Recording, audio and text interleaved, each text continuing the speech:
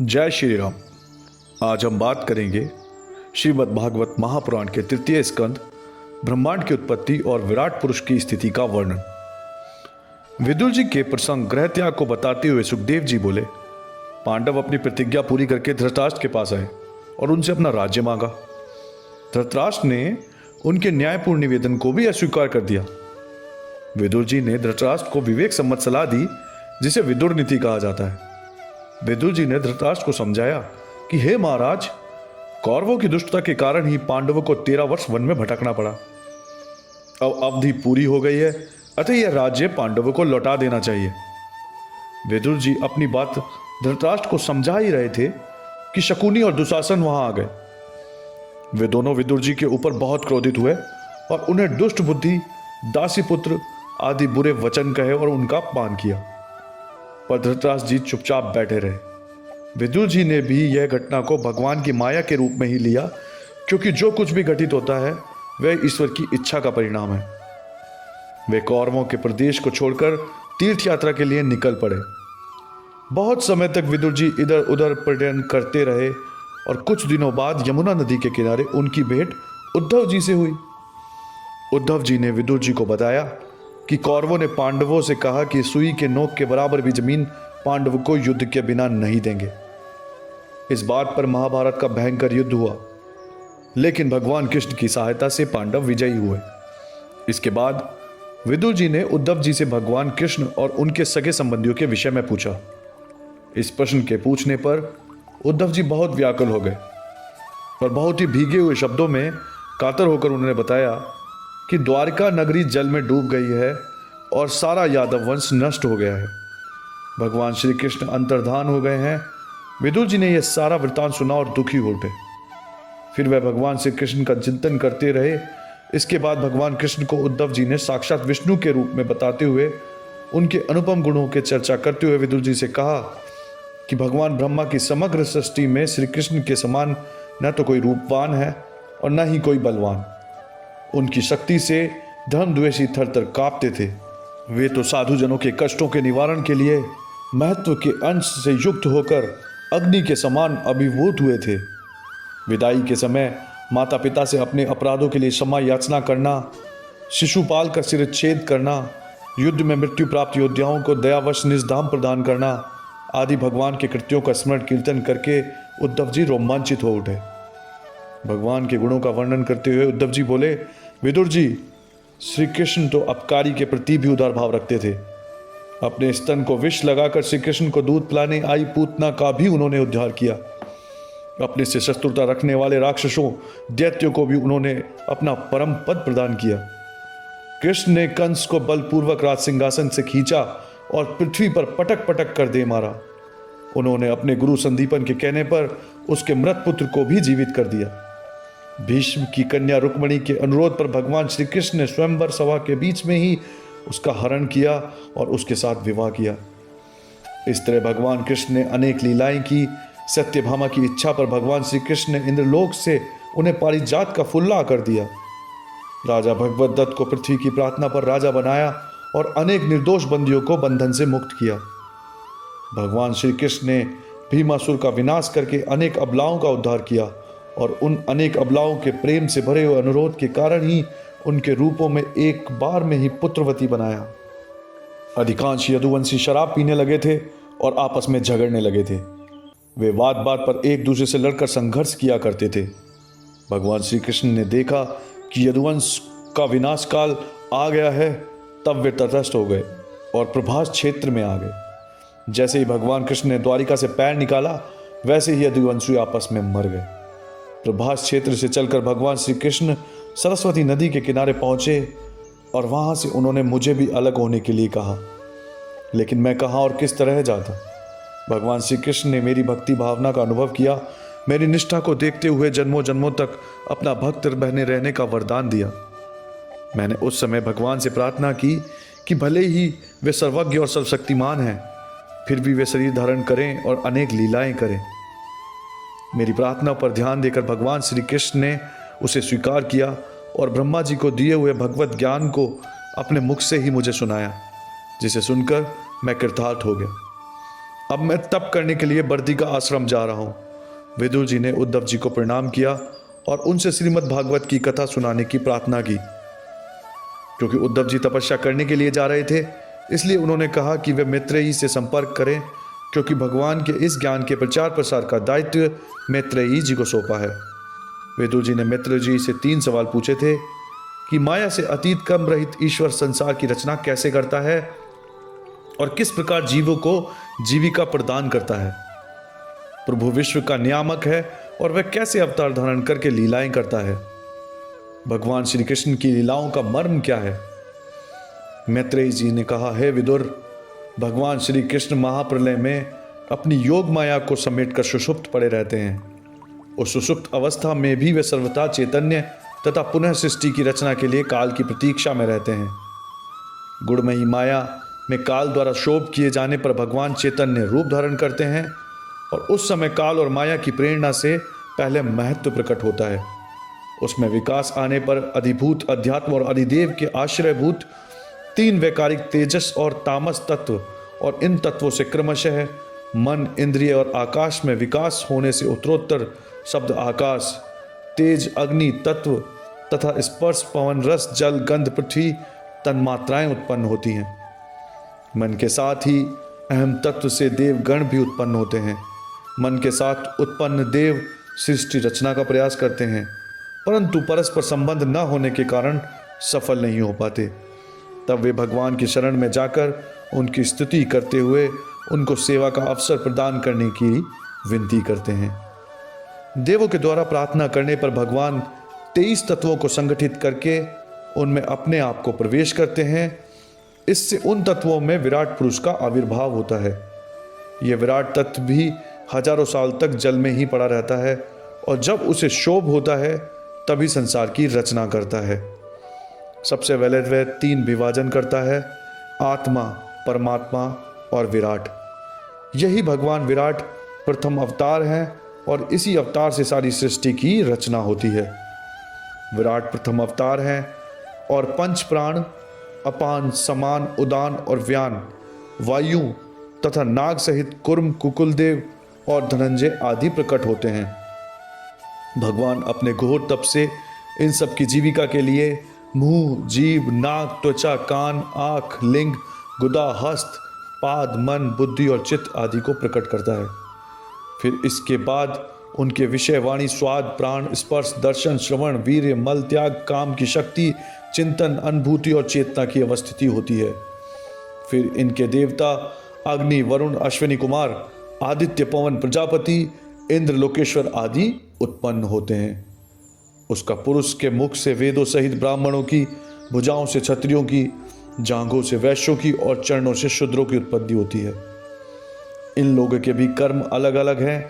ब्राह्मण का कार्य लिखना पढ़ना, क्षत्रिय का सभी वर्णों की रक्षा करना, वैश्य का कृषि करना और शूद्र का सभी की सेवा करना है। इसके बाद विदुर जी ने मैत्रेयी जी का आभार माना और फिर अपनी कुछ जिज्ञासाएं रखी। निर्विकार चैतन्य मात्र भगवान के गुण और कर्म लीला युक्त हो कैसे सकते हैं। सभी ज्ञानों के निधान भगवान विष्णु अपने ही द्वारा रचित तथा पालित सृष्टि का संहार रूप अज्ञान पर कार्य कैसे करते हैं। जब एक ही ईश्वर सभी प्राणियों में है तो सभी प्राणी दुख रहित क्यों नहीं होते हैं। मैत्रेयी जी बोले, हे महात्मन, शरीर के सुख दुख तो जीव का धर्म है। हाँ, यह बात अवश्य है कि इन शरीर धर्मों से निर्वृत्त होने के लिए भगवान का भजन आवश्यक है। जैसे स्वप्न में जागृत होने पर स्वप्न के दुख समाप्त हो जाते हैं, उसी प्रकार भगवान का भजन करने से मानव के सांसारिक कष्ट, रोग, मोह, शोक और दुख आदि समाप्त हो जाते हैं। वस्तुतः इस देह आदि की आसक्ति का मूल अज्ञान है। 2 प्रकार के जीव संसार में सुखी हैं। पहला अज्ञानी अर्थात विश्व की गति अगति से अपरिचित, और दूसरा ज्ञानी, मन, वचन और कर्म से भगवान में भक्ति रखने वाले। दुख वे लोग उठाते हैं जो इन दोनों की परिस्थितियों के बीच में रहते हैं। इसके बाद विदुर जी ने पूछा कि किस प्रकार एक प्राण से 10 प्रकार के प्राणों की उत्पत्ति होती है, ब्रह्मादि और उनसे अन्य प्रजापतियों की उत्पत्ति होती है, विभिन्न योनियों की सृष्टि होती है और पृथ्वी आदि लोगों की स्थिति, वर्णाश्रम व्यवस्था, यज्ञ याग का विस्तार सृष्टि का ब्रह्म में विलीनीकरण आदि कैसे होते हैं। मैत्रेयी जी ने विदुर जी को बताया कि संसार के प्रलय सागर में निमग्न होने पर भगवान नारायण अपने नेत्र बंद करके अपनेपन में ही समाविष्ट हुए, तो उस समय लकड़ी में आग के समान चार सारे भूत उनके शरीर में अंतर्हित हो गए। भगवान विष्णु 1000 युगों तक सोए रहे। जब उन्होंने अपनी आंखें खोली तो देखा कि सारा लोकांतर उनमें ही स्थित है। सभी लोकपाल भी उनकी आराधना कर रहे हैं। वे लोक रचना के लिए व्याकुल हैं। उन्होंने यह देखकर सभी भूतों को बाहर निकलने की आज्ञा दे दी। तब भगवान की नाभि से प्रकाशमान दिव्य कमल निकला। फिर विष्णु जी उस कमल में प्रवेश कर गए और उस रूप में वे ब्रह्मा कहलाए। स्वयंभू उन्हीं का नाम है। जब ब्रह्मा ने गर्दन घुमाई तो 4 मुख वाले हो गए। उनके 4 मुख ही 4 दिशाएं हैं। बहुत समय तक ब्रह्मा जी निर्विकार भाव से पड़े रहे। फिर काल शक्ति की प्रेरणा से कमल नाभि के रास्ते जल में प्रवेश कर गए और कमल का मूल खोजने लगे। इसमें सफल होने पर वे समाधि में लीन हो गए। 100 वर्षों की समाधि के बाद उन्हें भगवान के दिव्य रूप में दर्शन हुए। इस समय उन्होंने देखा कि भगवान की नाभि रूप तड़ाग ही उनका जन्म स्थल है। कमल उसका मूल है। उसके उपरांत उन्होंने एक एक करके जल, पवन, आकाश आदि दिखाई देने लगे। यह सब कुछ देखने के बाद ब्रह्मा जी ने भगवान से पूर्ववत सृष्टि की रचना के लिए शक्ति पाने की प्रार्थना की। भगवान प्रकट हुए और ऐसी सृष्टि रचना की शक्ति प्राप्त करने के लिए कठोर तप करने का आदेश देकर अंतर्धान हो गए। ब्रह्मा जी ने भगवान की आज्ञा का पालन करने के लिए उसी कमल पर बैठकर देवी का हजारों वर्षों तक तप किया। उस तप की शक्ति से ब्रह्मा जी को सिद्धि प्राप्त हुई और उससे उन्होंने अपार जल राशि को आकाश में व्याप्त किया। फिर उसी कमल के लोक रूप से भूलोक, भुर्वलोक और स्वर्गलोक 3 लोक रचे। इन तीनों लोकों में कामना वाले प्राणी निवास करते हैं। विश्व के रूपांतर को ही काल कहते हैं और यह काल भगवान का अप्रकट उपादान है। इस काल को ही निमित्त बनाकर भगवान संहार करते हैं। यह संसार जगत तीनों कालों में एक सा रहता है। इस जगत का त्रिविधि काल द्रव्य तथा गुण के द्वारा प्रलय होता है। ईश्वर की एक से अनेक होने की इच्छा में सबसे पहले सृष्टि है। इसके बाद दूसरी अहंकार और पृथ्वी आदि 5 महाभूति की उत्पत्ति हुई। तीसरी भूत सर्ग अर्थात पंचभूतों के तन्मात्रा वर्ग की उत्पत्ति हुई। चौथी सृष्टि में ज्ञानात्मक इंद्रियों की रचना, 5वीं सृष्टि में कर्मेंद्रियां तथा उनके अधिष्ठाता देवों की रचना हुई। छठी सृष्टि में अविद्या, माया, तप, मोह, महामोह की रचना तथा 7वीं सृष्टि में अचेतन वनस्पति, औषधि, लता, बांस, बेल, वृक्ष आदि उत्पन्न हुए। 8वीं सृष्टि में गधा, घोड़ा आदि 9 प्रकार के खुर वाले जीव, कुत्ता, व्याघ्र आदि 5 प्रकार के नाम वाले जीव तथा चोंच वाले गिद्ध, बाज आदि की रचना हुई। 9वें नंबर पर देश सृष्टि हुई। इसके अतिरिक्त विश्वों के रूपांतर के समान सृष्टि के प्रलय के मूल कारण में भी काल ही स्थित है। काल का स्वरूप और प्रमाण बताते हुए कहते हैं कि परमाणु पृथ्वी का अविभाज्य और सूक्ष्मतम अंश कहलाता है। 2 परमाणुओं के मिलने से एक अणु, 3 अणुओं के मिलने से एक त्रस रेणु निर्मित होता है। यह त्रस रेणु झरोखे से छनकर आती हुई सूर्य की किरणों के प्रकाश में उड़ता हुआ शुद्धतम रजकणी है। तीनों त्रसेणुओं को पार करने से सूर्य को लगने वाला समय एक त्रुटि कहलाता है। त्रुटि का 100 गुना समय एक वेद, 3 वेद के मिलने से एक लव और 3 लवों के संयोग से एक निमेष, 3 निमेषों के योग से एक क्षण बनता है और 5 क्षणों की काष्ठा होती है। 15 काष्ठाओं का एक लघु और 15 लघुओं की एक नाड़िका, 2 नाड़िकाओं का एक मुहूर्त होता है, 6 या 7 मुहूर्तों का एक प्रहर होता है और 4 यामों का एक दिन और 4 यामों की एक रात होती है। 15 दिन रातों का एक पक्ष होता है। पक्ष 2 होते हैं, कृष्ण और शुक्ल। 2 पक्षों का एक महीना होता है और 2 महीने की एक ऋतु होती है। 3 ऋतुओं का एक अयन होता है। अयन 2 होते हैं, दक्षिणायन और उत्तरायण। इन दोनों अयनों का एक वर्ष होता है। ऐसे 100 वर्षों की मनुष्य की आयु होती है। इस वर्ष को ही सूर्य, बृहस्पति, चंद्रमा और नक्षत्र संबंधी महीनों के भेद से संवत्सर, परिवत्सर, चूड़ावत्सर, अनुवत्सर तथा वत्स कहते हैं। देवताओं की 12 सहस्त्र वर्षों की अवधि के 4 युग होते हैं: सत्ययुग, त्रेता युग, द्वापर युग और कलयुग। इनकी अवधि क्रम से 4800, 3600, 2400 और 1200 दिव्य वर्ष की होती है।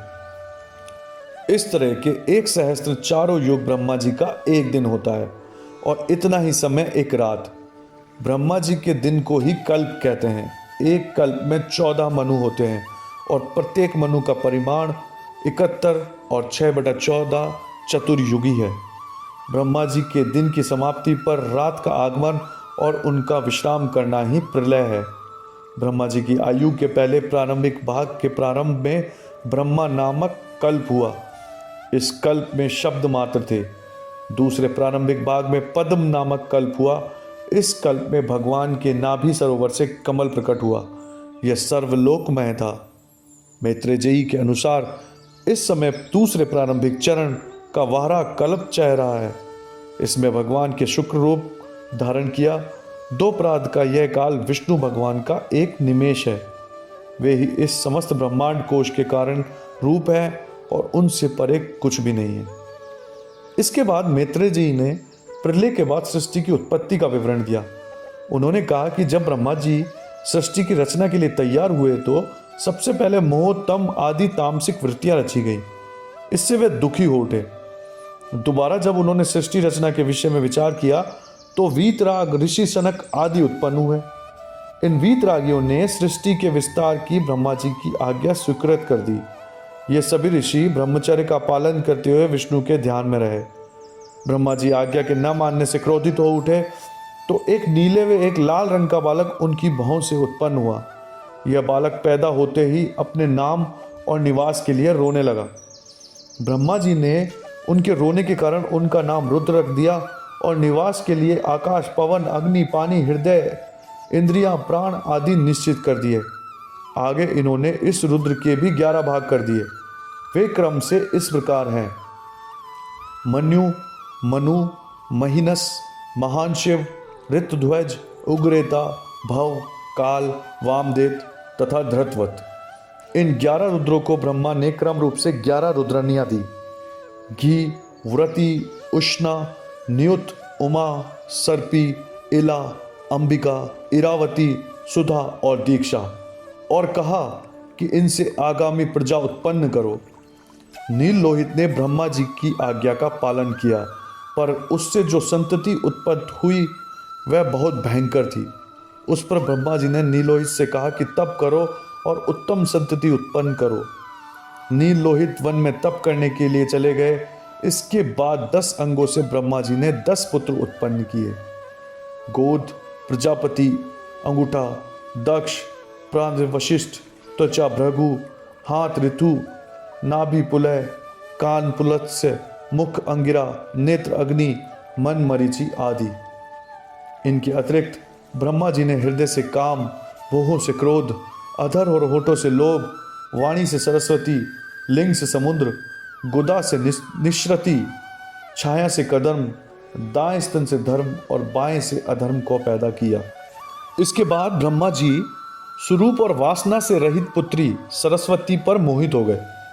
अपने पिता की यह बात देखकर मरीचि आदि उनके पुत्रों ने पिता को इस बात से निवृत्त करने की कोशिश की। जब ब्रह्मा जी को अपने कर्म का एहसास विवेक जागने पर हुआ तब वे बहुत लज्जित हुए और तत्काल उन्होंने अपना शरीर त्याग दिया। उनका यह छोड़ा हुआ शरीर ही दिशाओं में व्याप्त कोहरा और अंधकार है। पहला शरीर त्यागने पर जिससे कोहरा और अंधकार उत्पन्न हुए थे और दूसरा शरीर धारण करने के बाद जब उन्होंने देखा कि मरीचि आदि ऋषि का विस्तार नहीं कर रहे हैं तो उन्हें चिंता हुई। इस चिंता से उसी अवस्था में उनका शरीर पुरुष और स्त्री 2 भागों में विभक्त हो गया। पुरुष का नाम स्वयंभू मनु और स्त्री का नाम शतरूपा है। मनु ने शतरूपा से मैथुन द्वारा 5 संतानें, 2 पुत्र प्रियवत और उत्तानपाद तथा 3 कन्याएं आकुति, देवहूति और प्रसूति उत्पन्न की। उन्होंने अपनी तीनों पुत्रियों का विवाह रुचि, कदम और दक्ष प्रजापतियों से किया। इनसे ही आगे सृष्टि का विस्तार हुआ। सृष्टि के विषय में विदुर जी मैत्रेयी जी से यह सब सुनकर प्रसन्न हो उठे। फिर उन्होंने प्रार्थना की कि वे मनु द्वारा सृष्टि रचना का विवरण विस्तार से सुनाए। मैत्रेयी जी बोले, ब्रह्मा जी ने मनु को सृष्टि रचना को आदेश दिया।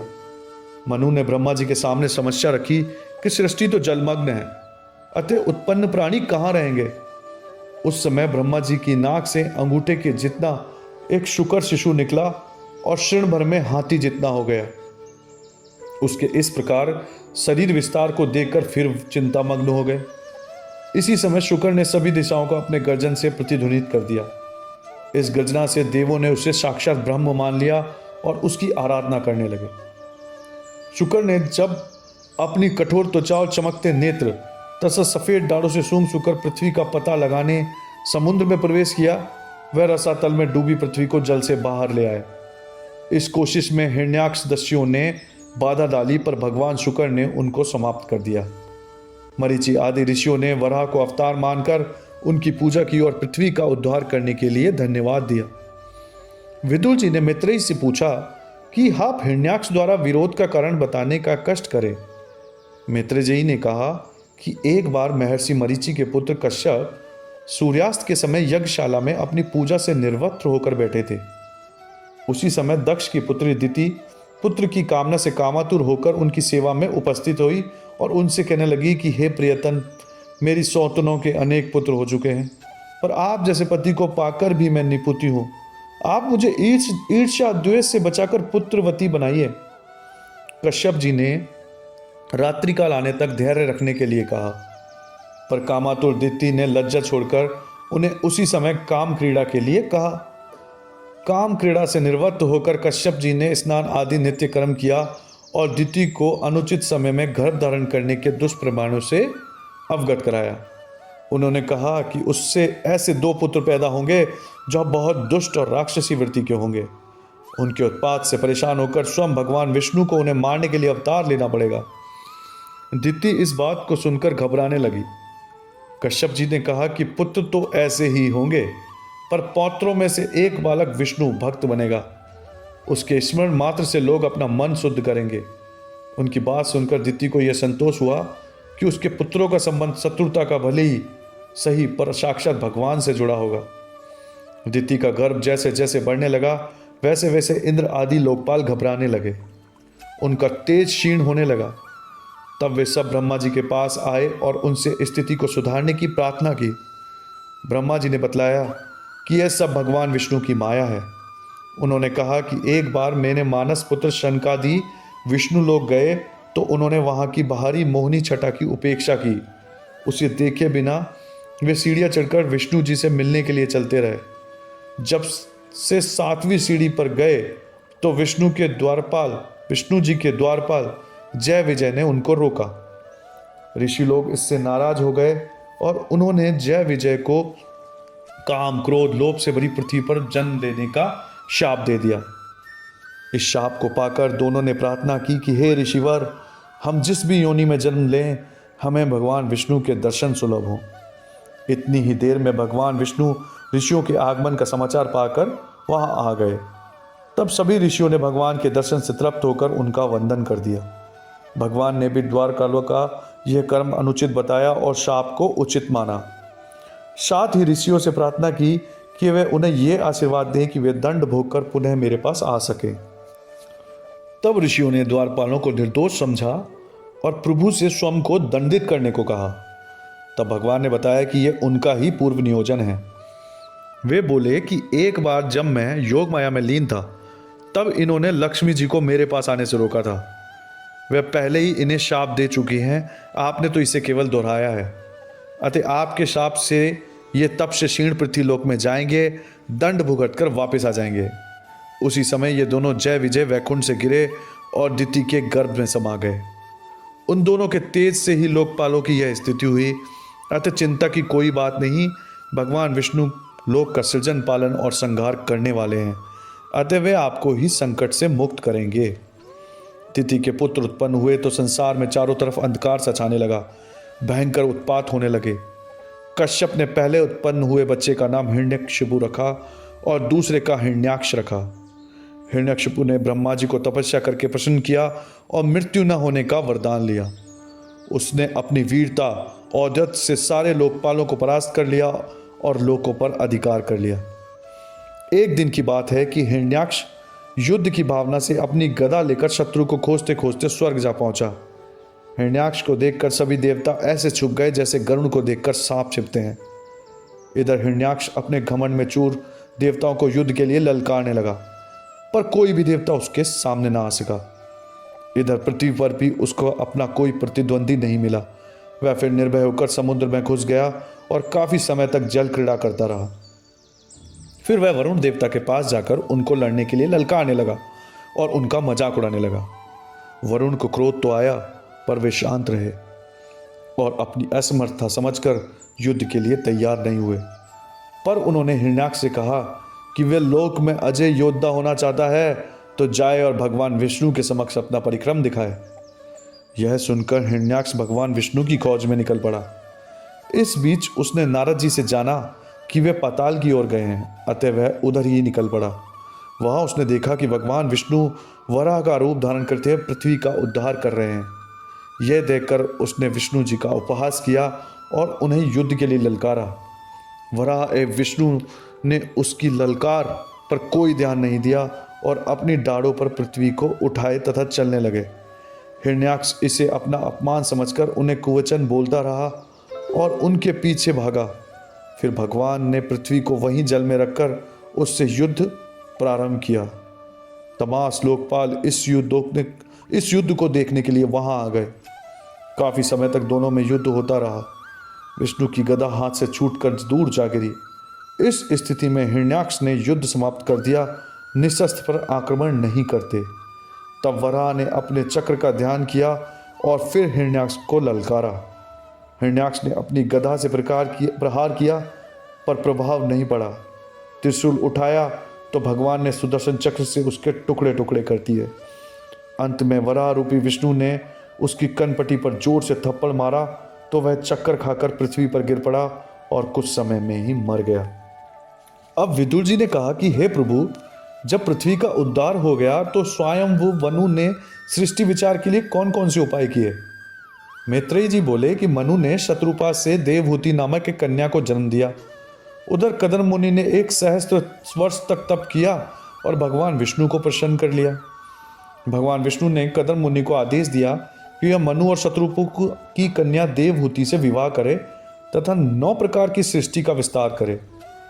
भगवान स्वयं उनकी पत्नी से गर्भ से अपने अंशों द्वारा अवतार लेकर सांख्य तत्व संहिता का प्रकाश करेंगे। मनु अपनी पत्नी शत्रुपा तथा कन्या देवहूति का साथ लेकर तपस्वी कदम मुनि के पास आश्रम आए। कदम मुनि ने ब्रह्मचर्य का समय पूरा होने के कारण और गृहस्थ का उचित समय देखकर मनु जी का प्रस्ताव स्वीकार कर लिया। मनु जी अपनी पुत्री देवहूति को उन्हें सौंपकर अपने आश्रम लौट आए। देवहूति ने पति की सेवा की और अपना आदर्श माना।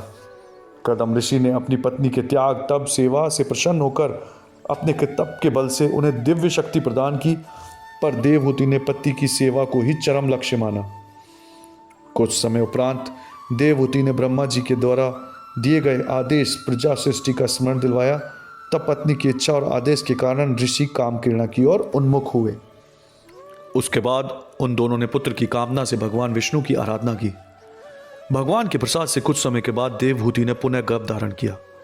स्वयं भगवान विष्णु उनके गर्भ में आए।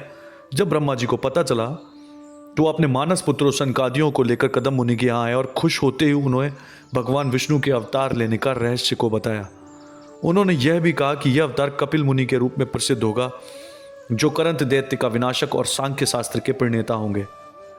मुनि कदम ने ब्रह्मा जी की अनुमति से अपनी 9 कन्याओं कला, अनसुईया, श्रद्धा, हविर्मुख, गति, क्रिया, ख्याति, अरुंधति और शांति का विवाह क्रमशः मरीचि, अत्रि, अंगिरा, पुलस्त्य, पुलह, क्रतु, भृगु, वशिष्ठ और अथर्व 9 प्रजापतियों से कर दिया। इसके बाद समय आने पर देवहूति के गर्भ से कपिल मुनि पैदा हुए। कदम ने भगवान के प्रति इस रूप में दर्शन देने पर कृतज्ञता प्रकट की, स्तुति की तथा धर्म का मार्ग बताने का अनुरोध किया। उनके पूछने पर भगवान ने बताया कि वचन का निर्वाह करना और अपने सर्व कर्मों को भगवान को अर्पित करके निष्काम भाव से पुण्य कार्य करना ही वास्तविक धर्म है। प्रभु ने कर्दम मुनि को बताया कि अपनी माता के कल्याण के लिए वे आत्मविद्या का दान करेंगे। यह सब सुनकर भगवान कपिल का स्तवन करके कदम मुनि तप करने के लिए वन में चले गए। उनके जाने के बाद देवहूति के अनुरोध पर कपिल मुनि ने उनके सामने भक्ति योग का प्रकाश किया। उन्होंने कहा कि हे माता, मन ही जीव के मोक्ष और बंधन का कारण है। यह मन ही जब विषयों में आसक्त होता है तब बंधनमय हो जाता है, और जब भगवान में अनुरक्त होता है तब मोक्ष की ओर बढ़ता है। मोक्ष का कारण बनता है मन, तभी शुद्ध होता है जब तू और मैं मोह माया राग द्वेष काम से मुक्त हो। इस भक्तिभाव से मनुष्य की सांसारिक आसक्ति का उच्छेद, बंधन छिन्न भिन्न हो जाता है, और भक्तिभाव ही संसार के निरासक्त होने के वैराग्य भाव पैदा करता है। इसी से जीवन अंतस्थ आत्मा को जान लेते हैं। देवहूति ने कपिल जी से निवेदन किया कि वे बताएं कि वास्तविक भक्ति का रूप क्या है और उसमें मंदबुद्धि स्त्रियों की भक्ति भावना से कितना अंतर है। कपिल मुनि ने अपनी माता को बताया कि अहेतुक भक्ति का भाव ज्ञानेंद्रियों और कर्मेंद्रियों का सहज भाव हरि के प्रति समर्पण ही है। ऐसी भक्ति का महत्व मोक्ष से भी अधिक है। जो भगवान का भक्त होता है वह सायुज्य मुक्ति तथा तक को मेरे चरणों की तुलना में उपोक्षित कर देता है। मेरे भक्त को इस अहेतु की भक्ति के कारण बिना कामना के वैकुंठ के सभी ऐश्वर्य सुलभ हो जाते हैं। हे माता, सभी सांसारिक पदार्थ वासना के मूल लिंग देह से हैं और गृह परिवार से मुक्त अनासक्त भक्ति ही मेरी कृपा और चिंता के विषय हैं। यही मेरा दायित्व है। मैं उन्हें इस कठिन संसार से पार करता हूँ और अपने धाम में प्रतिष्ठित करता हूँ। मेरी भक्ति द्वारा मेरे चित्त स्थिर करने वाला जीवन परम कल्याण को प्राप्त होता है। आगे भगवान बोले कि हे माता, अब मैं आपको प्रकृति के तत्वों के विभिन्न लक्षण बताता हूँ। उन्हें जानकर जीव प्रकृति के गुणों से मुक्त हो जाता है। यह संपूर्ण जगत अनादि और अनंत परमात्मा की सत्ता से ही प्रकाशित हो रहा है। उसके दो रूप हैं, प्रकृति और पुरुष। इसके आगे आवरण और विक्षेप रूप से प्रकृति के दो और भेद हो जाते हैं। इसी तरह पुरुष के भी दो भेद होते हैं, जीव और ईश्वर। जब पुरुष प्रकृति के साथ जन्म लेता है तो जीव कहलाता है, और जब प्रकृति को नियंत्रित करके संसार की सृष्टि करता है तो ईश्वर कहलाता है। पर ईश्वर की संज्ञा प्राप्त पुरुष सृष्टि की रचना करते हुए भी करने के अहम और सुख दुख से परे होता है। कपिल मुनि ने यह सारी बात सुनने के बाद देवहूति से कुछ जिज्ञासाएं प्रस्तुत की। प्रकृति और पुरुष क्या है? यह दिखाई देने वाला स्थूल सूक्ष्म किस प्रकृति पुरुष की रचना है? और 24 तत्वों वाले ब्रह्म का क्या अर्थ रूप है? इन जिज्ञासाओं का उत्तर देते हुए भगवान कपिल बोले कि प्रधान तत्व प्रकृति है, और यह प्रकृति त्रिगुणात्मक, अव्यक्त, नित्य और कार्य कारण रूप है। ये सारे विषय रूपों का आधार होते हुए भी निर्विष है।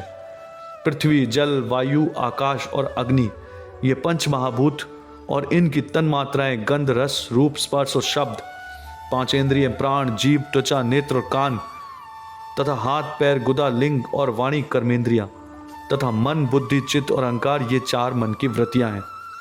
24 तत्व ही सगुण ब्रह्म कहलाते हैं। प्रकृति के गुणों में शोभ की उत्पत्ति होने पर परमात्मा ने उनमें अपना तत्व स्थापित किया। इसके फलस्वरूप तेज से पूर्ण महतत्व उत्पन्न हुए। ये चित्त अपनी सहज अवस्था में स्वस्थ और शांत रहता है। इसे महतत्व इसलिए कहते हैं कि यह भगवान का उपलब्धि स्थान है।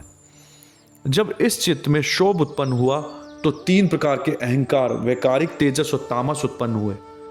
अहंकार से क्रम से मन, इंद्रिया और पंच महाभूतों की उत्पत्ति हुई। परमात्मा के प्रवेश से आपस में शुद्ध और मिले हुए भी इन तत्वों के एक जड़ अंड और उससे विराट पुरुष की उत्पत्ति हुई। उस विराट पुरुष ने इस अंड में प्रवेश करके कई प्रकार के छेद कर डाले, और ये विविध छेद ही मुख, नाक और कान हैं। इसके साथ ही इंद्रियों के विषय भी उत्पन्न हुए, जैसे स्वाद, प्राण आदि। फिर उनके देवताओं, अग्नि, पवन आदि की उत्पत्ति हुई। सब देवता अलग अलग रूप में और साथ ही उस विराट पुरुष को उठाने में असमर्थ रहे। फिर उनके हृदय दरवाजे से क्षेत्रज्ञ आत्मा का प्रवेश हुआ और फिर विराट पुरुष उठाया। इससे यह सिद्ध होता है कि क्षेत्रज्ञ आत्मा के अभाव में सब कुछ जड़ है, आत्मा ही चैतन्य है, और वही परमात्मा रूप होने से ज्ञातव्य और चिंतनीय है। आत्मा क्षेत्रज है, स्वभाव से निर्विकार है, वह निर्गुण है और अकर्ता है। इसलिए सुख दुख में लिप्त नहीं होता। जब यह आत्मा अहंकार में लीन होती है तो उसमें कर्ता होने का अभिमान आ जाता है। यह आत्मा देह धारण कर उत्तम, मध्यम और निम्न योनि में भटकता रहता है। अतः देह में अहंकार और मिथ्या तत्व के निकलने से ही तत्व दर्शन प्राप्त होता है। इस निवृत्ति के उपाय हैं चित्त की एकाग्रता से श्रद्धापूर्वक भगवत भजन करना और सुनना, जीव मात्र में समान दृष्टि रखना, राग देश को समाप्त करना, जो कुछ भी मिल जाए उसमें संतुष्ट रहना, एकांतवास करना, ब्रह्मचर्य का पालन करना, उदार होना। जो व्यक्ति इन साधनों को अपनाता है वह सुषुप्ति, स्वप्न और जागृत अवस्थाओं को पार करके आत्मदृष्टा बन जाता है। पुनः कपिल बोले कि अब मैं सभी इस ध्येय स्वरूप के आलंबन से युक्त योग का लक्षण बताता हूँ। इस योग को अपनाने से जीव अपना चित्त परमात्मा की ओर लगा देता है। जीव को यह चाहिए कि वह संयम नियम अपनाकर अपने चित्त को विषय वासनाओं से पार करे। एकांत स्थान पर आसन पर सीधे आसीन होकर प्राणायाम की साधना करे। प्राणायाम से चित्त स्वर्णमय हो जाता है। फिर भगवान का ध्यान करे। इस ध्यान में भगवान की सुषमा का स्मरण करे कि भगवान का शरीर नील कमल के समान चमकने वाला है। श्री वत्स के चिन्ह उनके वक्ष स्थल पर हैं और कौस्तुभ मणि उनके गले में सुशोभित है। उनका रूप अत्यंत मोहक है। वह नेत्रों को आनंदित करने वाला है। भगवती भागीरथी भगवान के चरणों के धोवन से ही निकलती है। उनकी नाभि में ब्रह्मा का निवास कमल प्रकट हुआ है। उनके चरणों की सेवा में ही लक्ष्मी जी रत हैं। उनकी बाहुओं में अतुल तेज है। भगवान हरि का मुख अपने तेज से अनुपम छवि से भ्रमर से भूषित कमल का ही तिरस्कार कर रहा है। उनके चितवन से प्रसाद की वर्षा होती है। इस तरह का हरि का स्वरूप जो साधक निरंतर ध्यान में रहता है उसका चित्त भक्ति में लीन हो जाता है। इसके बाद देवहूति ने कपिल से पूछा कि भक्ति योग मार्ग क्या है, जीव लोक की विविध गतियां कैसी हैं और समर्थ काल का स्वरूप कैसा है। कपिल जी ने उत्तर दिया कि भक्ति के मार्ग अनेक हैं। मुख्य रूप से भक्त स्वभाव के कारण 3 भेद हैं, सात्विक, राजस और तमास। तामक भक्त में क्रोध आदि ईर्ष्या को वास रहता है, यद्यपि ईश्वर में वह अनुराग भी रखता है।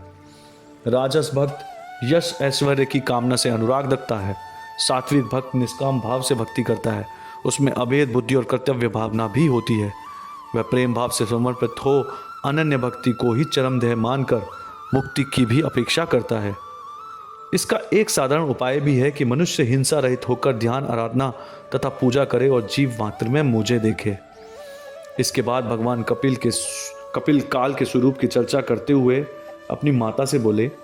उन्होंने कहा कि काल भगवान के ब्रह्म स्वरूप का ही नाम है और यही सब पदार्थों के परिवर्तन का कारण है। यह काल सबसे अधिक शक्तिशाली, स्वयं नियता और सब प्रकार से स्वतंत्र है। यह काल चराचर की उत्पत्ति, स्थिति और लय का एक आधार है। यह काल महत्व में शोभ उत्पन्न करता है। इस काल से बचने का एक ही उपाय है कि मनुष्य नश्वर और दुख देने वाली वस्तुएं, धन संपत्ति आदि में कोई आसक्ति न रखे और सभी सामान्य विषयों से दूर रहे। यमदूत वासनाओं में आसक्त प्राणी को अनेक कष्ट देते हैं। यमदूतों के हाथ में पड़ा हुआ यह जीव भूख, प्यास, गर्मी, सदी आदि से बेचैन होकर तड़पता है। मनुष्य का जन्म लेकर जीव को अपने भावी जीवन के विषय में सोचना चाहिए। विषयों में ग्रस्त सभी प्राणी यमलोक जाकर अपने किए हुए कर्मों के आधार पर ही दुर्गति का पात्र बनते हैं और उन्हें रौरव आदि नरकों में निवास करना पड़ता है। अतिरिक्त शुकर, कुकर आदि योनियों को भुगतने के बाद भगवान की कृपा से ही मनुष्य योनि प्राप्त होती है। जीव का इस विवशता की स्थिति से उद्धार केवल एक ही स्थिति में हो सकता है कि वह अपने विवेक को जागृत करे, वह सत्य और असत्य में निर्णायक भेद करे तथा संसार के सभी विषयों में, वासनाओं तथा इच्छाओं में निर्णय करने की क्षमता प्राप्त करे, क्योंकि इनसे विरत होना ही वैराग्य भाव से जीवन यापन करना होता है। देह में आत्मबुद्धि की रति ही जीव की मृत्यु है और इस भाव का विनाश ही मोक्ष है। भगवान कपिल ने अपनी माता से कहा कि चारों आश्रमों में गृहस्थ आश्रम में रहकर यदि जीव पूरी तरीके से निष्काम भाव से भगवान की पूजा करे तो इससे अधिक अच्छी बात कोई नहीं। लेकिन मनुष्य अपनी इच्छाओं से मुक्ति नहीं हो पाता है और इच्छाओं के वशीभूत होकर ही देवों और पितरों की पूजा में लीन होता है। ऐसा जीव धर्मपरायण होता है, इसलिए मरने के बाद वह सोम लोक में जाता है, लेकिन अपने पुण्यों के क्षीण होने पर उसे फिर से मृत्यु लोक में लौटना पड़ता है। सत्य लोक को वही आराधक पहुंचता है जो निष्काम भक्ति करता है। वहां वह अहंकार से शून्य होकर परम ब्रह्म में लीन हो जाता है। रजोगुणी लोग वे होते हैं जो लोक में आसक्त रहते हैं और यज्ञ आदि सकाम भाव से करते हैं। कामनाओं में आसक्ति होने के बाद उनकी इंद्रियां उनके वश में नहीं रहती, इसलिए वे विषय भोग से मुक्त होकर निष्काम भक्ति नहीं कर पाते। ऐसे सकाम भक्त अरम्य लोक में जाते हैं और अपने पुण्यों को क्षीण होने पर फिर से इस लोक में अपनी ही संतति के रूप में उत्पन्न होते हैं। भगवान वासुदेव की निष्काम भक्ति ही परम ज्ञान का अनुभव करा पाती है। जब भक्त इंद्रियों के विषय का अनुभव नहीं करता, तब वह गुण दोष से अलग होकर आत्मा का ब्रह्म रूप में साक्षात्कार करता है। इस तरह सारे संसार के प्रति अभाव की दृष्टि ही योगी की योग साधना का एकमात्र फल है। इस तरह भगवान कपिल के मुख से सांख्य तत्व के दिव्य ज्ञान को सुनकर माता देवहूति का अज्ञान समाप्त हो गया। वह तत्वमर्मी कपिल की स्तुति करने लगी। कपिल भगवान वहां से प्रसन्न होकर चले गए और देवहूति अनासक्त भाव से गृहस्थी के कर्मों में भी आसक्त होकर तपस्या में लीन होने लगी। उन्होंने कठोर तप करते करते ही शरीर त्याग दिया। इस रूप में परम ज्ञान की प्राप्त हुई। उनका साधना स्थल सिद्धपद नाम से क्षेत्र रूप में स्थापित हुआ। तो इस प्रकार हमारा तृतीय स्कंद आज समाप्त हुआ। कल हम चतुर्थ स्कंद राजश्री ध्रुव एवं पृशु का चरित्र दक्ष यज्ञ की कथा के बारे में बात करेंगे। जय श्री राम।